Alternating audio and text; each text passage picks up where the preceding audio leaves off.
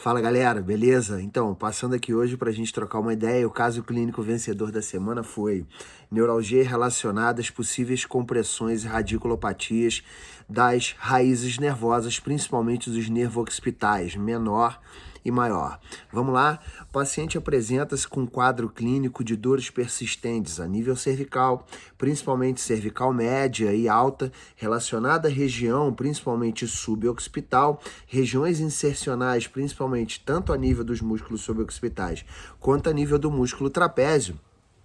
Queixas de região na dor mastoide temporal parietal, em que algumas vezes cursavam sempre com unilateralidade e geralmente também com região de músculo frontal e globo ocular. Sabemos que existe uma convergência sináptica entre as aferências cervicais superiores e principalmente as relações com o núcleo trigêmino espinal, na qual ele divide informações também com o nervo facial, com o nervo glossofaríngeo e com o nervo vago. Sendo assim, duas coisas me chamavam a atenção. Naquele momento, primariamente, o que precisávamos entender. Existia um componente mecânico associado a isso, existiam alterações artrocinemáticas, neuromúsculo-esqueléticas relacionadas à coluna cervical alta, e quais seriam predominantemente os mecanismos neurofisiológicos envolvidos na queixa, já que ele podia nos direcionar, porque podíamos estar ali, principalmente com mecanismos neurofisiológicos sobrepostos. E aí que nós entramos com um processo de anamnese avaliativo para entender as queixas. Primeiro, dentro de uma escala visual analógica para o paciente, naquele momento era uma EVA de 6 a 7, quer dizer, ela estava já como se estivesse tendo um flare-up, quer dizer, um aumento das suas queixas com dores recorrentes e de repente tendo crises agudas, tanto de cervicalgia quanto da cefaleia associada. A cefaleia ela tinha um trajeto ao qual ela conseguia descrever, que era como se fosse o trajeto do vértex, e muitas vezes culminavam com características pulsáteis, agulhadas e de pressão local. O que já nos remeteria a duas coisas, um padrão nociceptivo local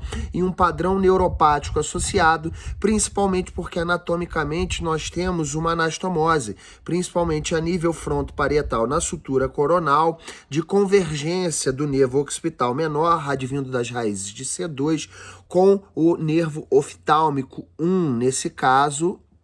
principalmente o seu ramo frontal. Sabemos que o nervo oftálmico, ramo 1 do nervo trigêmeo, faz a inervação sensitiva também do globo ocular, e nisso essa região sendo extremamente inervada, poderia também causar mais processos nociceptivos associados a isso, sendo que o cursor da neuropatia seria a princípio em algum trajeto, ao qual é difícil nós sabermos, mas vamos direcionar isso na anamnese clínica para tentar isolar um pouco estruturas que são em locais mínimos, que tem muita convergência de sinais, onde temos relações autonômicas, somáticas, neurais, vasculares de suma importância, membranosas, porque ali temos a ponte miodural, o gânglio cervical superior, o núcleo trigeminal espinal.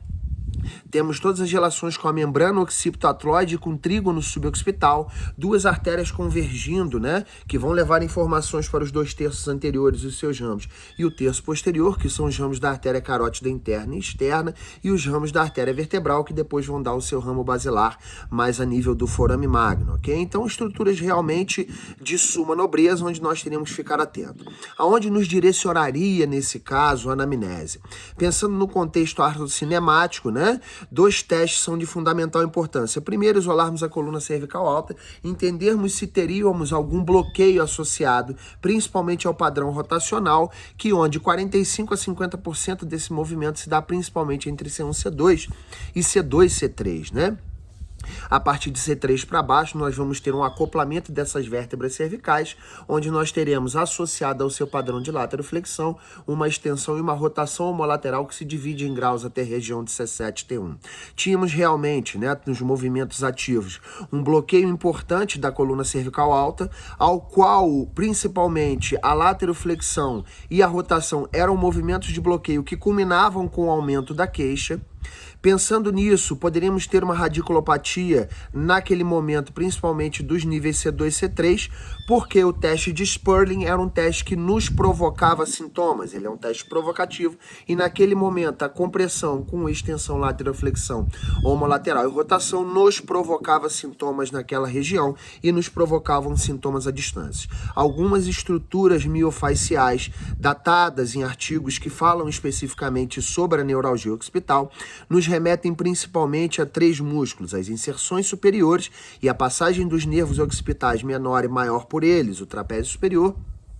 o semiespinal da cabeça, e mais lateralmente entre C2 e C1, né, o processo espinhoso de C2 e a transversa de C1, o músculo oblíquo inferior, porque a passagem principalmente do occipital menor, ela é uma passagem mais lateralizada, do occipital maior uma passagem mais centralizada, porque ele tem uma inervação sensitiva e mais motora que venha para a região mais sensitiva, principalmente em relação ao occipital, e o nervo occipital maior de C2, ou o nervo de Arnaud, como é também conhecido, ele converge mais com informações que venham a nível occipital, temporal, parietal e que convergem com informações para essa região. 2 entradas neurosensoriais me chamavam a atenção nesse momento, principalmente pela posição ao qual a paciente adotava como uma posição antálgica, que era justamente uma lateroflexão contralateral, talvez numa posição antálgica de tentar abrir espaço contralateralmente e com isso ter um alívio dos seus sintomas, já que o Sperling test homolateral ele causava muitos sintomas.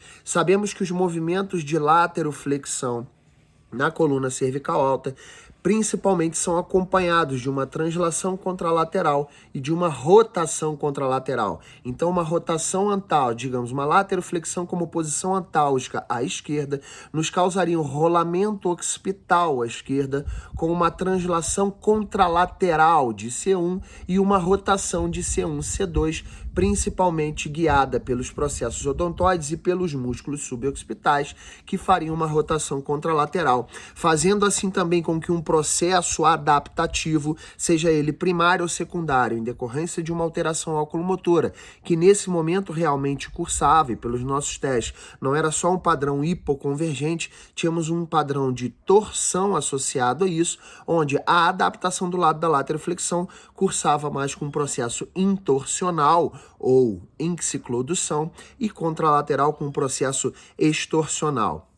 Algumas outras coisas cursavam, no caso nós precisávamos isolar. Por quê? Geralmente os processos desse tipo de cefaleia podem culminar também nesse momento com alguns processos de cronicidade, onde levem a aspectos de sensibilização central. Lembrando que a sensibilização central ela não é exclusiva de dores crônicas, ela não é exclusiva do mecanismo nociplástico, ela pode estar envolvida tanto em processos agudos quanto crônicos e pode estar envolvidas também tanto nos processos nociceptivos, neuropáticos e ou nociplásticos. Nesse caso, nós não tínhamos uma nociplastia associada, no caso, ok? Porque primariamente ela não tinha outras características que cursam com principalmente as dores nociplásticas, mas sim um padrão nociceptivo local e um padrão neuropático devido provavelmente naquele momento a uma radiculopatia cursante e ou também culminando com isso, fazendo com que flare-ups aumentassem as queixas no próprio trajeto pela palpação, principalmente nos testes quantitativos sensoriais, nesse caso que eu usei principalmente somação temporal, onde através da algometria de pressão palpávamos pontos específicos a nível de inserções dos músculos suboccipitais e a níveis de triggers, principalmente dos trapézios, um pouco mais profundamente, buscando estruturas faciais e miofaciais mais profundas que pudessem desencadear também os sintomas. O que significava isso? Que naquele momento o sistema modulatório opioide descendente podia não estar tão eficiente, porque os processos de somação temporal levavam a paciente a cada vez perceber o estímulo mais rápido e para ela esse estímulo ser percebido como dor aumentada, tanto local quanto à distância. Precisávamos fazer o quê? Com que o sistema começasse a habituar e não sensibilizar, que era o que vinha acontecendo. Associado a isso, introduzimos, claro, um trabalho sobre todo o sistema neuromeningio. A gente trabalha o local, o que é necessário justamente para não facilitar ainda mais a região. Trabalhamos a região de crânio,